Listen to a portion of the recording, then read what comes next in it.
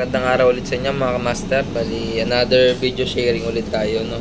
Ngayon, topic naman natin ay ano ba ang pinagkaiba ng contact relay o power relay, ito, at ng solid state relay.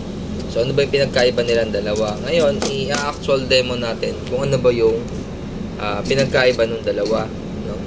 Para mas maintindihan nyo. Ang gagamitin nating load, itong LED bulb. Bali, yung magiging function ng LED bulb, yun yung mismong actual na nangyayari doon sa mga load ng ating relay at ng ating solid state relay. So, bago tayo mag-umpisa, bali, ihahanda ko muna yung mga gagamitin natin, no? So, ikakat ko muna to at babalik tayo kagad. So, ayan. Cut lang natin yung ating video. So, yan. Mabalik tayo ulit sa ating video tutorial. Bali, okay na. Nai-ready ko na yung mga ating gagamitin. Nalagyan ko na rin ng wire si solid state relay para sa kanyang supply. Bali, sa solid state relay, ito po yung kanyang supply. Ayan. Yung may negative at saka positive.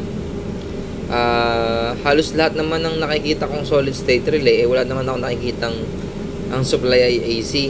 Kadalasan, very common to sa solid state relay, ang kanyang supply lamang ay 3 to 32 volt DC. So yan yung kadalasang solid state relay. Hindi katulad ng relay, no, may pang DC, may pang AC. Dito naman sa solid state relay, mas common kasi to. Yan, ganyan. Tsaka ang ginagamitan kasi nito kadalasan ay heater, no? Halos lahat na nakikita kong machine na meron nito ay yung mga machine na merong heater. At ang laging kapartner niyan ay itong thermal controller. Bali, sabi ko nga, meron siyang DC supply. Saan natin siya kukunan ng supply? Dito po manggagaling ang supply kay thermal controller. Bali, dito sa kanyang diagram sa gilid, meron po yang mga ayan, out. Ayan, solid state relay out. Ibig sabihin, sa 7 at 8 mo ilalagay yung solid state relay. Pang solid state relay lamang yung slot na yon. So, ayan, ilagay na natin. Bali, may polarity dito, mga kamaster. Ayan, positive, negative. So, automatic naman yon sa mga ating direct current. Ang positive ay 7. So, ang positive natin sa solid state relay ay kulay team. So, yung kulay itim, papasok po yan sa 7. Yan. At syempre, yung negative dun sa number 8. Yan. Lagi nyo lang bibisitahin yung inyong polarity. Dito naman, kapag nagkabaliktad yung inyong polarity, hindi naman siya puputok.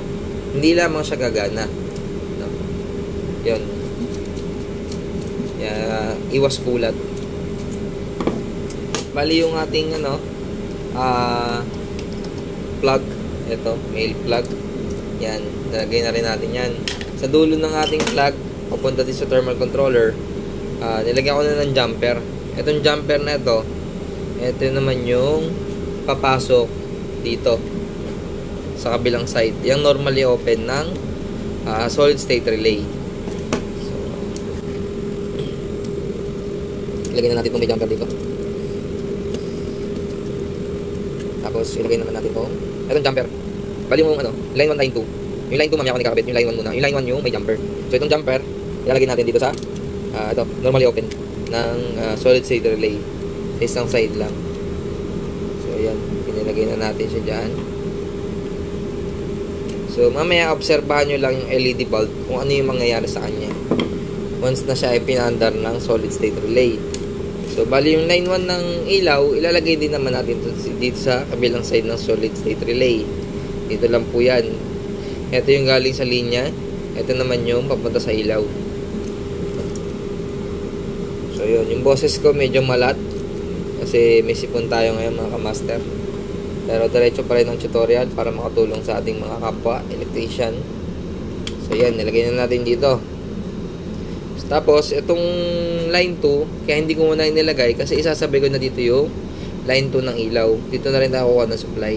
So, ganyan lang yan.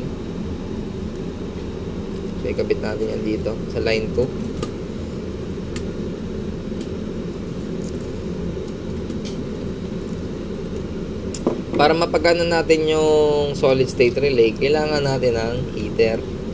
So, yung gagamitin kong heater ay soldering station.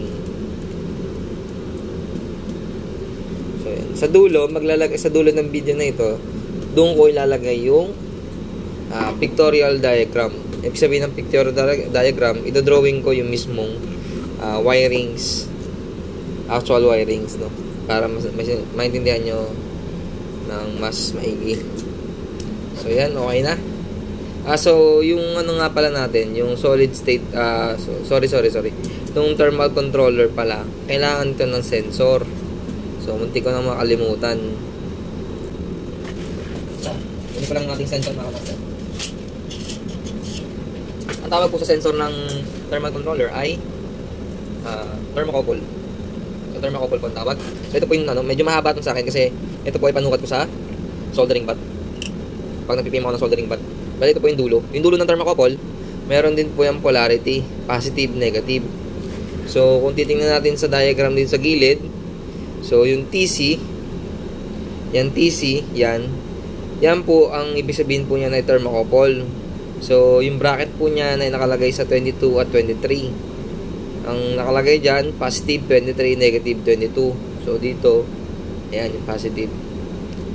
So, hanapin natin yung 22. So, yun, nasa unahan yung 22. Ayan, 22. Oops, ano daw? Negative 22. So, babalik rin lang natin. So, ayan. Lagay natin dito sa sensor. So, ayan na. Kompleto na yung ating circuit. Pag kasi hindi natin nilagay na ng thermocouple, so, nakalagay dito sa screen ng thermal controller, open. So, kung gusto nyo ng tutorial, solo tutorial, para dito sa, ayan, umilaw na. Pero hindi siya ilaw talaga. Hindi siya bright. Ayan, ayan, nag-bright na. So, ibig sabihin, nag-close na yung solid state relay. Ayan, pakita ko sa inyo. Kita ba? Ayan.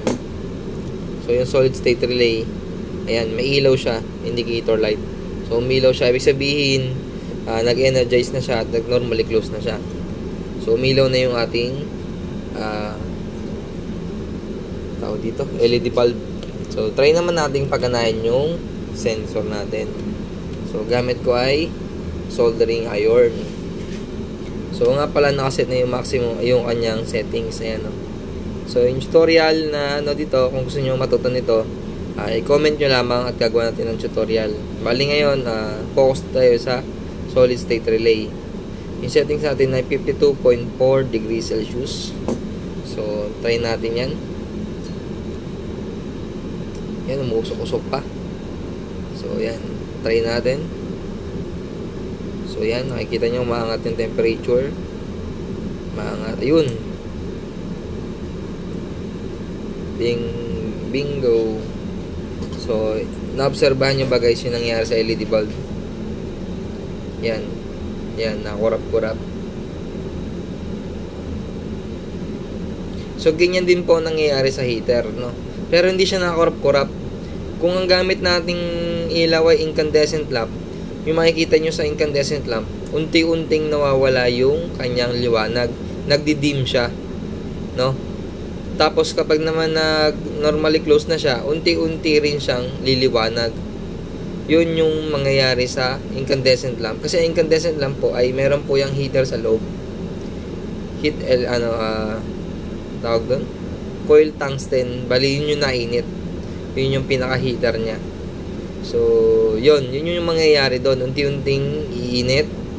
Unti-unting mamamatay. Dito kasi, kaya nakakurap-kurap, LED po siya. So, yung actual na nangyayari sa kuryente, yun po yung actual na pinapakita niya. Bali, light emitting diode, ibig sabihin, yung kuryente na dumadalo, yun po mismo yung nagpapaliwanag sa LED bulb natin. So, another discussion yan. Bali, focus muna tayo sa solid state relay at saka doon sa relay, pinagkaiba. So, nakikita nyo naman guys, kinokontrol niya lang yung resistance, no? Pinapataas niya, pinapababa niya. So, ganun yung nangyayari sa ating load pag ginamitan natin ng solid state relay. So, ngayon naman, gagamitin natin ay contact relay. So, patayin muna natin to. Yun. Patayin muna natin. At saka yung ating soldering iron. So, sa pag-wiring naman, ganun din. So, mahirap-hirap pala to. So, balik ulit ako sa inyo mga kamaster. Bali, ayusin ko muna to, no? Medyo marami-rami tayong wiring yan eh. So, yun. I-cut ko muna ulit. So, yan. Bali, okay na. Ay handa na natin lahat. Umpisa na natin kaagad to, no? Ang ating contact relay. So, bali paunahin natin dito. Ito. Yung orange. Itong supply ng relay. Ayan. Ang supply po ng relay ay 1314. So, standard na po yan. Halos lahat ng relay, contact relay, ganyan po ang supply. Ang naiiba lang na relay ay yung mga relay sa sasakyan. Bali, ibang number po ang nakalagay sa supply nila. Pero pare-parehas lang po yan. Ito po ay halos kaparehas na ginagamit na relay sa mga motor, sa mga sasakyan, at marami pa. So, ito lang po yun, no? Yung mga nilalagay sa main driving light at busina, ito po yung relay na yon. Iba lang ang itsura. So, yan. Ito yung kanyang supply. Bali, itong supply na to, i-jumper kagad natin dito sa line 2. Ito. Ikukuha lang natin siya ng supply dito. Kuha natin ng supply. Kanina nga pala, drawing ko na rin yung ating diagram. So, screenshot nyo na lang yon. Pag tapos ko dito, ipapakita ko rin. Mas papaliwanag ko rin. Para doble-doble paliwanag. So, yan. Okay. Okay na. Yung line 1 natin, okay na. Safe na. Bali, ito naman ang susunod natin, yung line 2. Ito yung jumper kanina, no? Na nilagay ko dun sa solid state relay. Bali, jumper ulit natin siya. Dito kasi sa diagram, iba ang relay out. Yan, 9, 10 yung relay out. Pero yung 9, 10 na relay out ay hindi po yan ilalagay dyan ang supply ng relay. Bali, contact lang po yan. Bali, isang linya lang yan. Ito, hot wire to. May kuryente to. Ilalagay natin dito sa isang side. Ilalagay natin dito. So, yan. Lalagay lang natin dito. Hindi po sila makatulad ng solid state relay na dito kumuha ng supply ay ang magbibigay ng supply ay si thermal controller. Dito po, magpaparallel lamang tayo. Parang switch lang. So, yan. Yan yung jumper. Ito naman yung line 2. Line 1 ng tama ba ako? Line 1. So, kahit ano pa naman yan, bali-baligtad. So, nakalimutan ko na yung ano natin. So, ito yung kabilang supply ng ating relay. So, yan yung ilalagay natin dito. No? Doon sa jumper. Sa number 10. So, ilalagay lang natin yan dyan. So, buo na yung circuit ng ating relay. Ngayon naman, circuit naman ng ilaw yung ating bubuuin. So, dito naman, ang hanapin natin ay normally open ng relay. So, ilipat ko lang to kasi nasa normally close. Bali, ang relay po, kung napanood nyo yung una kong video, may tutorial pa po ako paano gamitin ng relay. So, panoorin nyo na lang yun, mga kamaster. Bali, dito, ang sasabihin ko na lang ay nilagay ko yung isang contact sa relay, sa normally open. Dito natin ilalagay yung line 2 ng ilaw. Itong line 2 ng ilaw, ilalagay natin dito. Normally open ng relay. Para once na nag-close siya, so, sisindi kagad yung ating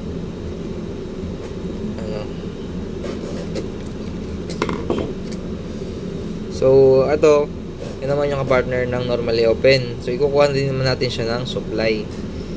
So, syempre, line 1, line 2, sa liwaan yan.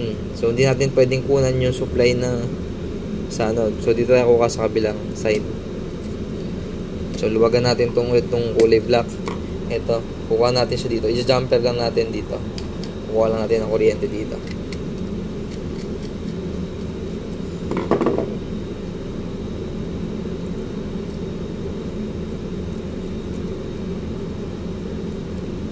Yan.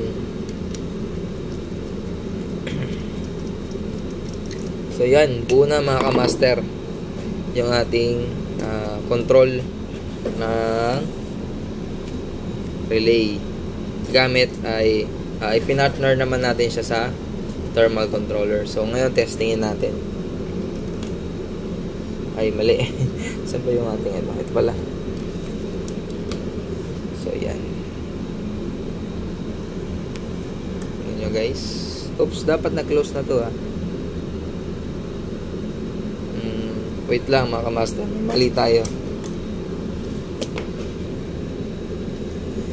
Kasi dapat nag-energize na to. So 13-14 ba to? Tama naman. 13-14.